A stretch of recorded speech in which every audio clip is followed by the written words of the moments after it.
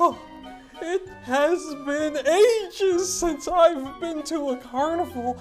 Oh, the sights, the sounds, oh, the smells. You know, once it's in your blood, it never quite leaves you. Thank you so much for bringing me here today, Uncle Dead Guy. Don't mention it, Gerkins. What do you want to do first? We didn't have rides like these in my day. I sure would like to give these modern contraptions a whirl. I don't know if that's such a good idea, Gerkins. Your head might snap off. Oh, very funny. Oh, all right, but we're gonna need tickets for that, you know. Oh, tickets, of course, tickets. Oh, this is embarrassing. I seem to have misplaced my billfold. Help a friend out, won't you? You're gonna pay me back, won't you, friend? Of course, what do you take me for? Some shifty street urchin? Oh, I'd take a shifty street urchin over you any day, Gerkins. Oh, all right. Here. Ooh, a crisp 20. What is that over there? Oh, tickets be damned. I must ride it straight away. Gerkins, wait. That's not a ride. That's just a really fat lady in an enormous moo-moo. Welcome to the Chop Shop. I'm your host, Uncle Dead Guy. This time on the Chop Shop, we're going to hash over some horror films with a carnival theme. First, joining me is my special guest, Gerkins. Always a pleasure to be here on the Chop Shop, Uncle Dead Guy. And it's always very interesting to have you here, Gerkins. First up, we're going to talk about Todd Browning's 1932 film, Freaks. As you may know, Freaks was very controversial when it was first released for its inclusion of actual freak show performers as many of the lead roles. But I do think that viewers that look back now will see this film in a much different light. My own experience is much like that. I first saw this film in a college town many years ago, and my companions for the evening and myself saw it basically as a goof. We went to this film and we saw basically what we were expecting to see, which was a freak show. But on a later viewing, I really saw that the humanity of these characters really shone through, and their solidarity with each other was really something to be admired. Now, viewers now would have to decide to get past the somewhat stagey acting that was found in all films from this era. But I think if you do that, you will see this film to be the little gem that it actually is. And on very careful viewing, it should be crystal ball clear that what makes this a horror film is not the unusual physical characteristics of some of its characters, but the all too common evil greed and ruthlessness of two of the so-called normal characters. Now, if we can, let's take a look at a few clips from Freaks.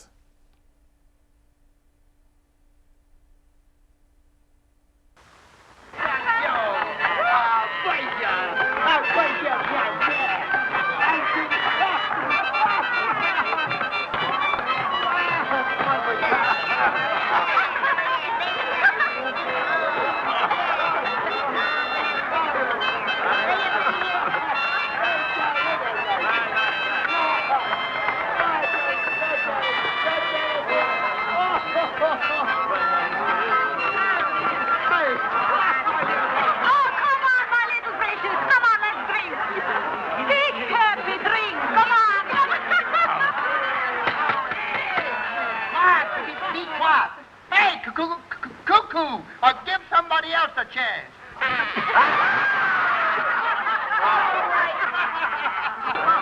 Our wedding tonight. What a thrill. Never before did I think I should be so lucky. Lucky?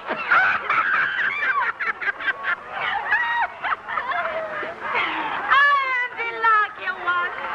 My little Markley is happy.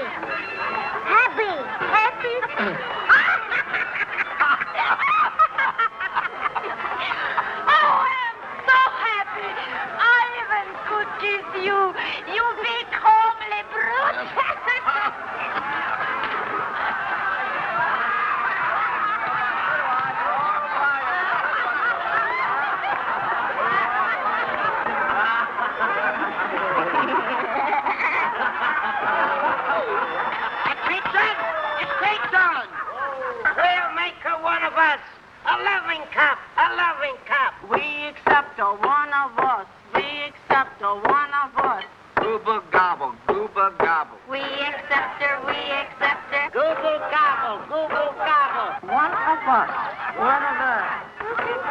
Google gobble. They're going to make you one of them. My peacock.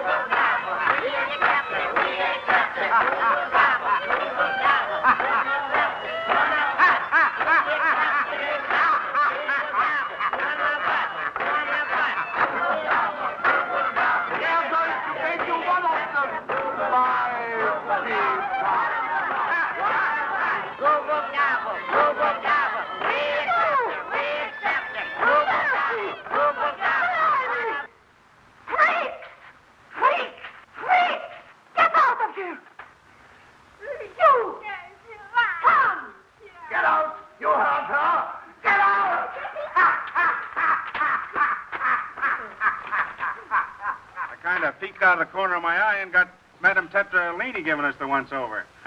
I guess she knows she's got a good act, one of the best in the business. It isn't only our act that gets them. We've got personality. We know how to sell the stuff. Same way in the last town. Never heard such applause in your life.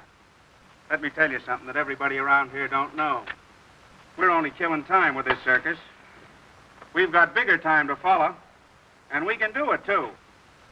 Well, catch our act tomorrow night. We got something new. Now you can do anything with eyebrow? I will give you your medicine and get you off to sleep. Go. Go on, all of you. Quick, quick.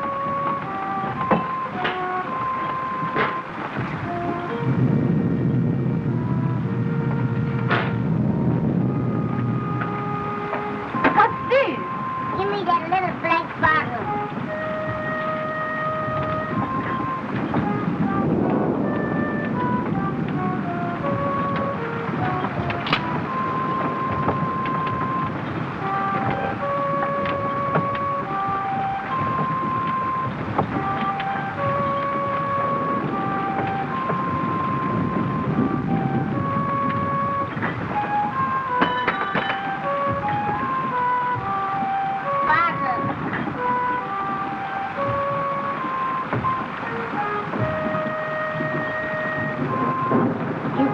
Full of poison to kill.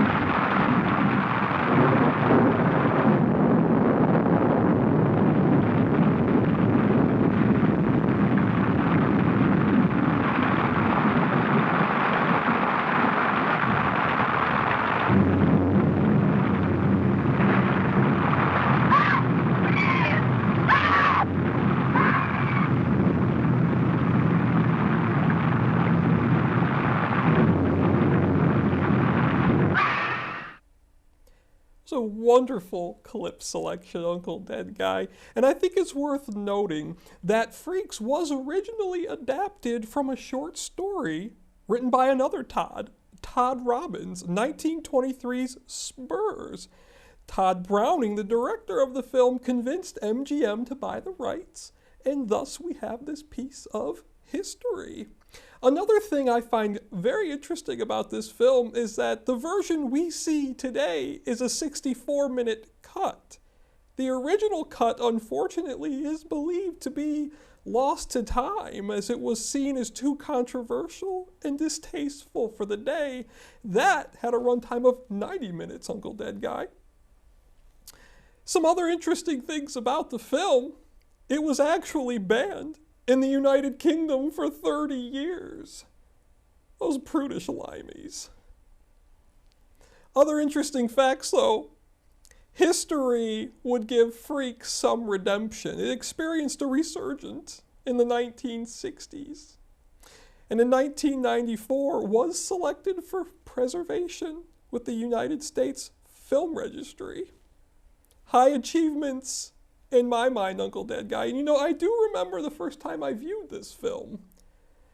You have to understand, viewers of today, this was only a few years after the talkie was introduced. This was a groundbreaking film, not only because of the horrific depictions, but because people were not used to seeing a film of this nature at all, let alone with speaking. It really unsettled audiences, Uncle Dead Guy. Now, myself, I enjoyed every wonderful minute of it, and I can tell you I was not pleased at all when I heard all of this backlash. If you will, Uncle Guy, I would like to indulge our viewers with a little personal story I have of Todd Browning. Certainly. Todd Browning, you see, ran away and joined the carnival when he was just a teenager, much like myself. And we crossed paths at one time. We were not in the same carnival, you understand. But Mr. Browning used to do this sort of buried alive, living dead routine in which he was placed in a coffin that was lowered into the ground and buried. Now, spectators would have bought a ticket to see the burial, and that ticket also would have included, whether it was a day later or 2 days later even, they would come back and they would see the quote-unquote resurrection. Now, there was a fellow named Tobias in my carnival troupe who also did this routine. And when our carnivals crossed paths, Mr. Browning and my buddy Tobias, they got into a scuffle. There were fisticuffs. Oh my goodness, that is something. Unfortunately, Tobias lost that particular tilt. But it's worth stating that it was his time in the carnival that inspired Mr. Browning to create Freaks. I gotta say, I did not know that. Oh, absolutely. Todd Browning was a man of many skills and quite a while. I tell you what, he fought dirty. He definitely fought pretty dirty. Old Tobias was never the same after that. Had a nickname after that, Uncle Dead Guy, did Tobias. Oh, we gonna hear what that was? After that, they called him Old Loose Sack. You had to go there, didn't you? I'm just telling the story as I saw it happen with my own two eyes, Uncle Dead Guy. Well, thank you for those fascinating tidbits. Do you have anything else, Gerkins? No, the story I thought was fairly fascinating about Todd Browning. My personal feelings from the first day I ever saw this was what a gem of a film. And I think, myself as a transient being. Excuse me again? What's that term? We've established this before, a transient being. I do not prefer the term dead. We know this. I think there's a film like this would never be made today. There are so many factors that went into a film being created like this. You had the actors who had these real conditions and were actual sideshow freaks, many of whom I worked beside on the circuit. These were friends of mine. It was wonderful to see them on the big screen like this. I think this is a film that was rightly selected for preservation. And I think audiences of today need to strip back the special effects and the slick editing that they're used to and give Freaks a chance because it tells a wonderful story and at its core is a very early example of a horror film. Yes, and I do find it very interesting that this film had the controversy it did about the inclusion of actual sideshow performers as characters. As we all know, there was this period in Hollywood where Italians basically were hired to play Native Americans, and we all know we've gotten past that point and can see it for how ridiculous it was. But what is it actually saying? That we could not actually hire people with physical abnormalities to play characters that themselves have these same physical abnormalities? I think if nothing else, it's actually a reflection of society's flawed status quo. that these people should merely be looked at as freaks. Why should they not be able to aspire and make a life for themselves? I postulate that what made them uncomfortable was not the physical abnormalities. What made the general populace uncomfortable was seeing what they viewed as freaks, as something unnatural and unworthy, being presented as the heroes. What's also very ironic about that, the era when this film was released was the era when sideshows were, if not at their peak, very close to it. Many years later, the freak shows themselves fell out of popularity because of public opinion. But it is odd that when the film was released, it was controversial for having the same performers in it. It wasn't just public opinion that killed the freak show, Uncle Dead Guy. I can tell you from experience, it was the explosion of the home television set. You talking about Jerry Springer? That didn't come for many Not years. Jerry Springer. Just once television came about, the freak shows started slowly dying. Not just the freak shows, but carnival life as a whole. It was a real detriment to our profession. Well, I think I may have to agree with that. And another one of my favorite things that television seems to have killed was the drive-in movie, at least when you throw in the VCR and all of those contraptions. Times they are a-changin', are they not, Uncle Dead Guy? Yes, they are. And should we change ourselves and move on to another film? I don't see any reason we shouldn't. Well, next up, I believe we are going to talk about the Funhouse. Absolutely. Oh, rats. These games are rigged anyways. Step aside, watch a pro. The secret to success is a combination of patience and execution. But it doesn't hurt to have a little insider knowledge as well. Watch and learn, Uncle Dead Guy. Loser. Oh, how rude! Oh, get over it, Gerkins. What were you going to do with a giant fuzzy bunny anyways? Look, my business is my own. You know, I'm feeling a bit peckish. Let's indulge our sweet tooth. Oh, I suppose I'll be paying for that too. Well, don't get cheap on me now. Oh, all right. I saw a food truck over this way. Oh, wonderful.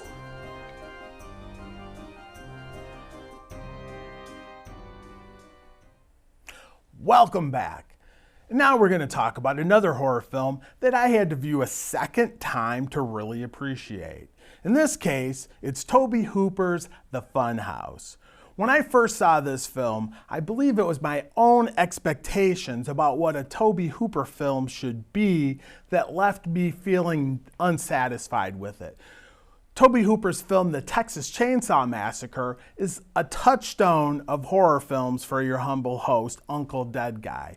And when I saw this film, I just could not get past the fact that this was not in the same category. But on a later viewing, many years later, I was able to see The Funhouse for what it really is. And what it is a better than average 1980s horror film. This does not fall into the hackneyed slasher film category at all. This film actually manages more true suspense than many of the other films from the era, and I really feel that it makes the most of its carnival setting. So if we may, let's look at a few clips from The Funhouse.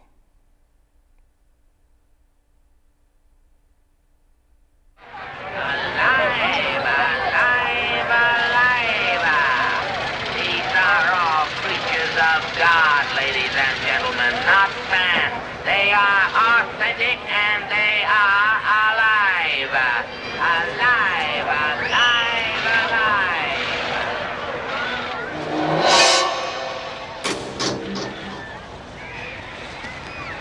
Let's go. Alive, alive, alive. Aww, he looks so sad. Think we can pet him? Yeah, sure. Yeah. Hey, it's not gonna rub off on you. Let's hope not. You're so brave, you touch it. Not me. I think I've seen enough. Me too. Well, I'll leave too if you can ask her out. Lovely. Hey, Buzz, come on. There's no records being started. Check something else out.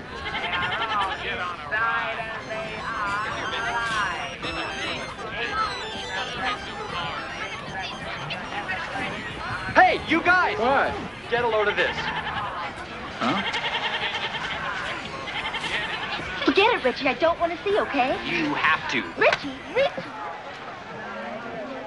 What the hell is that? It's a mutation. Huh? It's a fake. It's just like the magicians do. It's probably made of rubber.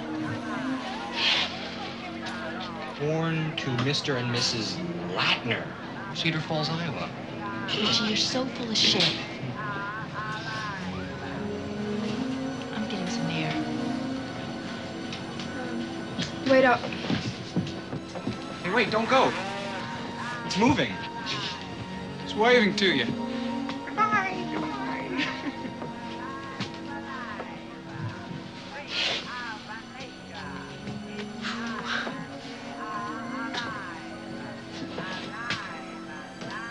So long, little fella. Damn! What? Bastard bit me. Come on. What? Bit me. Oh, come on. Look at that. Damn. Asshole. Hey, why don't you come?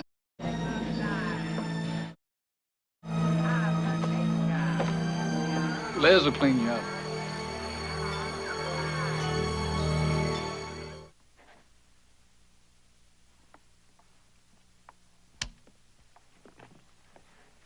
Remember, I don't come cheap. Oh, you're a smart boy, just like your father.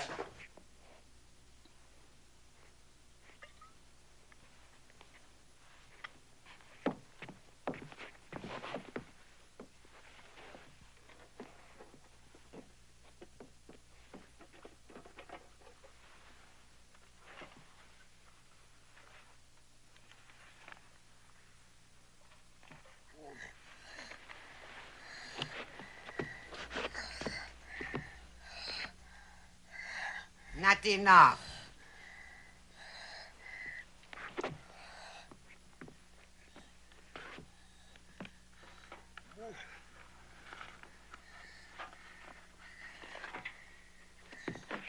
More.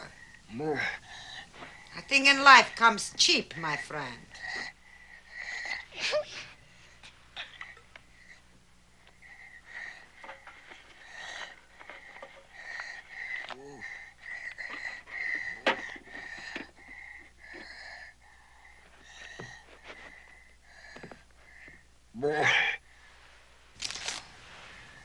Strike a hard bargain, but okay. But what are you standing around for? I haven't got all night. Hurry. You want to take off the mask? Huh? No? Okay. Hurry.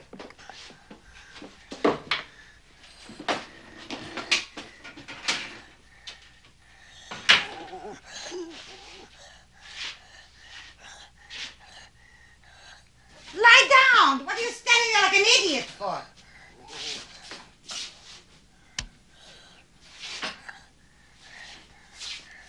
Nothing to be afraid of.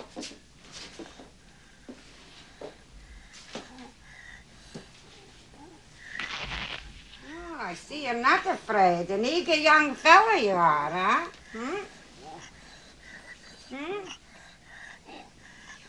How does it feel? Good, huh?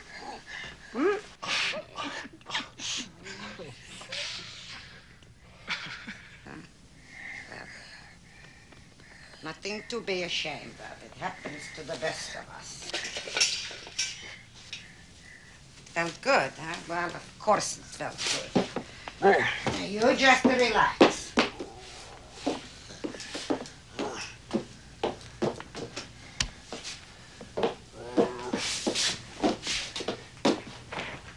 I know what you're thinking. You want the money back. Too late, my friend. A bargain is a bargain. It's not my fault if you can't control yourself.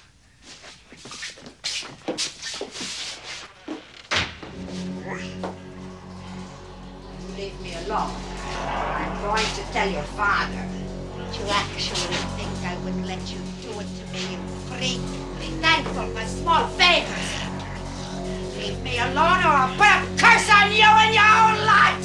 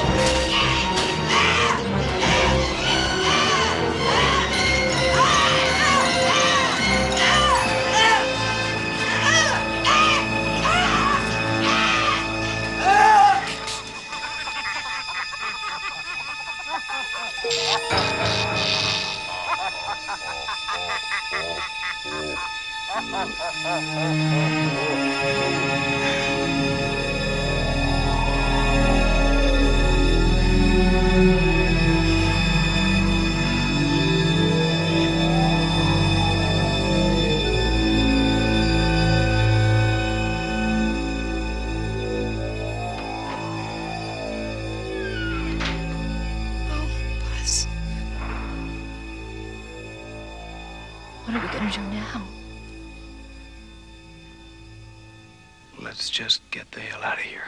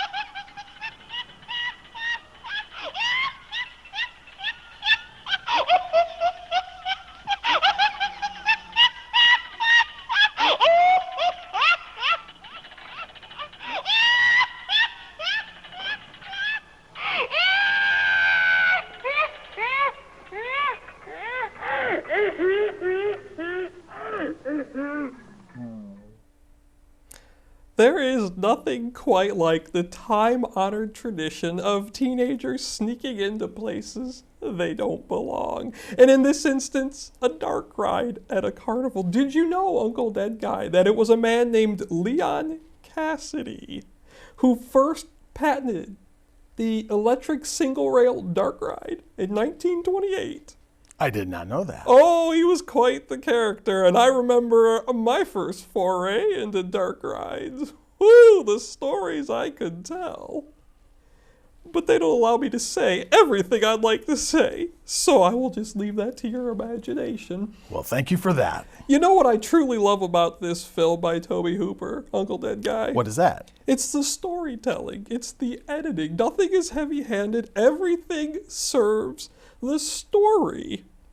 And I'd like to point out, it's a very different film, as you mentioned earlier, from Texas Chainsaw Massacre, but also his follow-up film, Poltergeist, which I believe was done just the following year in 1982. That's correct.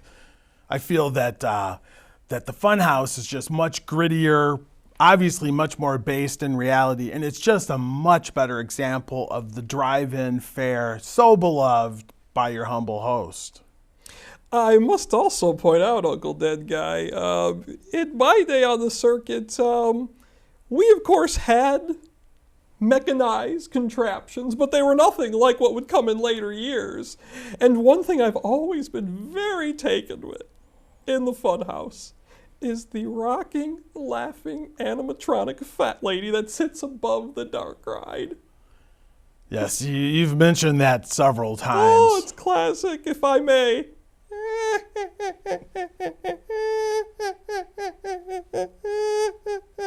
Oh, it just sends the shivers up my spine. Oh, and speaking of getting shivers, a very different variety of shivers, but nonetheless shivers.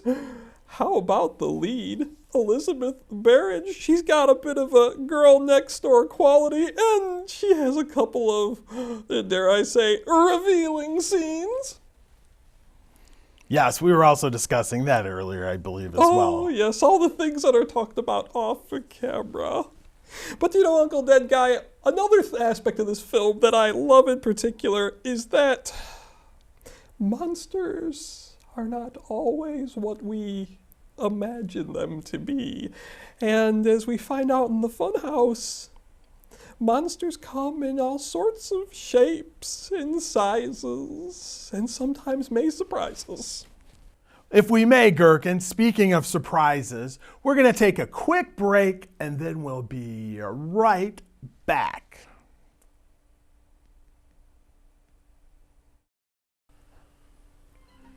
Gerkins, would you stop making bedroom eyes at that cotton candy? I paid $4 for that. The least you could do is eat it. You know, I remember when this wondrous treat was first introduced at the 1904 World's Fair. It was called Fairy Floss then, but it did not come in so many beautiful and vibrant colors. Oh, imagine you enjoying something called Fairy Floss. Say, how's your corn dog? It tastes like a deep-fried finger. Not bad at all. You know, once you've finished with it, we should go check out the freak show. I already told you this, Gerkins. People frown on human oddities and jarred fetuses these days. The best you're likely to do around here is find some carny that lost a couple of fingers. Nonsense. Any carnival worth its salt is bound to have at least a few pickled punks. Well, good luck finding them here. But tell you what we can do. Over by the Tilt-A-Whirl, I saw a tent with a gypsy woman doing tarot readings. Oh, a fortune teller. Splendid idea, Uncle Dead Guy. Say, did I ever tell you about the time I had a tawdry affair with a mystic just outside Topeka? Oh, well, let me tell you all about it. So, anyways, I met this woman. And now we're going to take an interesting look at a film that stole my heart recently, a 2012 release entitled The Devil's Carnival, Uncle Dead Guy. This film, not feature-length, 56-minute runtime, only a $500,000 budget, and I think, as you'll see from the trailer, what they were able to achieve for that amount was quite impressive. Well, I'd be tickled pink to take a look at it, Gerkins. Well then, let's roll the trailer.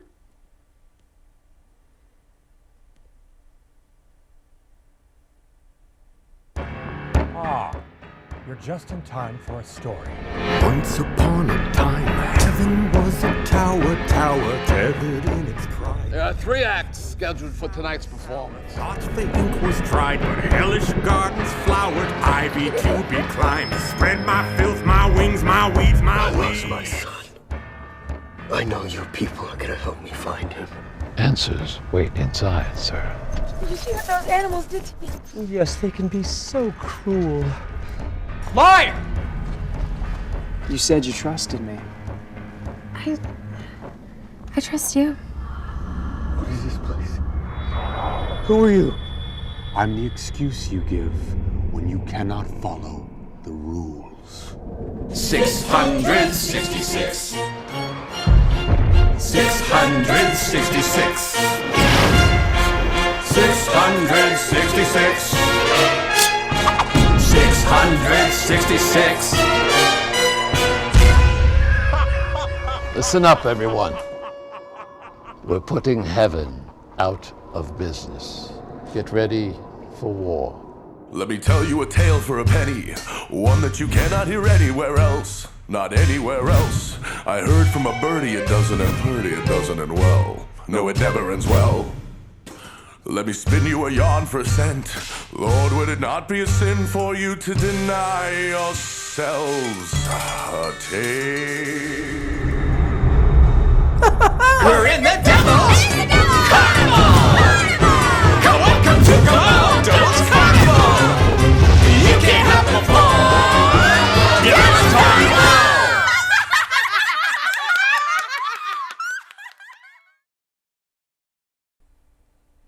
You didn't tell me that it was a musical, Gerkins. I was kind of taken aback by that. I knew if I told you, you wouldn't let me roll the clip, but what did you think? Well, I'm actually glad that I did let you roll the clip. That looks actually fascinating. I have to look for that. You definitely do. When I first saw it, I didn't know what to expect. I'd never even heard of it.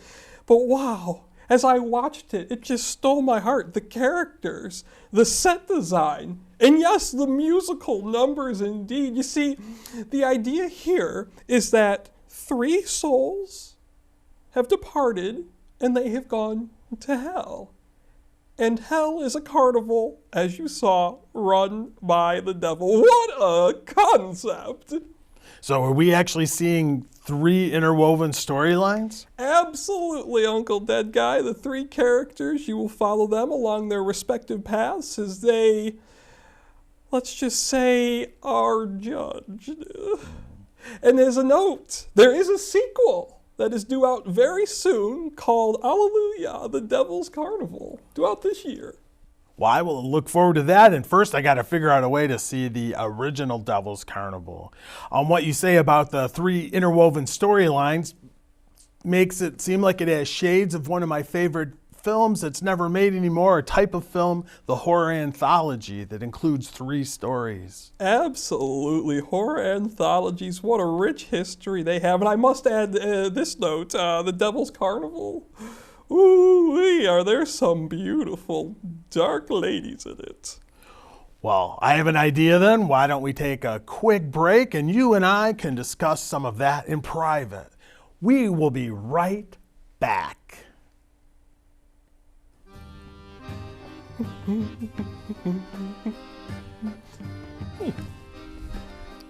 Still in there.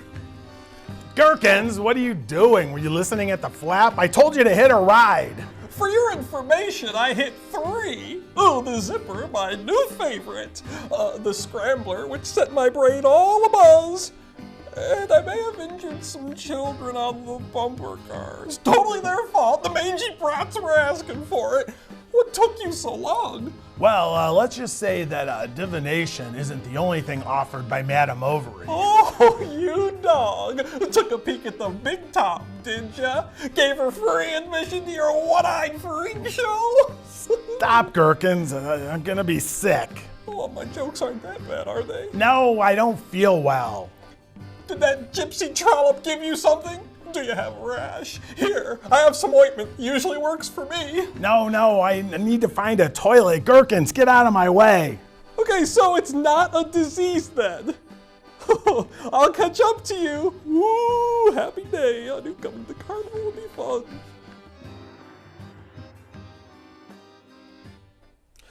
Well, there you have it. We've showed you a little bit of 3 films that we recommend that you should see. Now we're gonna have a brief discussion of a film that maybe you don't want to see. Oh, my goodness. A few months back, in doing research for our show, looking for quality carnival-themed horror movies for our audience, I came across a real stinker. Freak Show 2007 purports to be a modern retelling of the classic 1932 Freaks, and let me tell you, it is not. The production overall was abysmal. The audio work was terrible. It was supposed to be set in, let's say, 1950s America, except I could clearly hear what was busy highways in the background of certain scenes. It was awful. Nor did the characters' vernacular, their patterns of speech, or even necessarily their attire reflect the times. I was very confused when I watched it, and when I figured out what was going on and it was just all poorly produced, I was quite offended. There is one redeeming aspect of this movie, and that's the conclusion. And I have no qualms about spoiling it for you because you shouldn't watch this piece of garbage anyways, Uncle Dead Guy. The conclusion of the story has Lucy, the lead temptress, who entered the carnival with a band of thieves, and they were plotting harm and theft against the carnival folk and the proprietor of such. Lucy, let's just say, meets a fitting end and is turned into the latest exhibit of the carnival, Worm Girl, and I must say it is quite a transformation. But other than that, I suggest you don't subject yourself to this film because it was god-awful. Simply fast forward and watch the scene with Worm Girl. Well, I will take your word for it, Gerkins, and avoid this film, but I would like to see that worm girl. Oh, yeah, I should point out before the transformation, she, like our lead from the Funhouse, also had a few revealing scenes.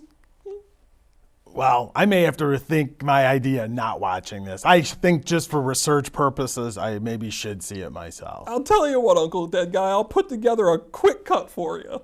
Could you do that? Absolutely. I would appreciate it. No problem. Well, folks, that's it for us here in the studio. Stick around, we got just a little bit of business for you. But remember, keep watching The Chop Shop.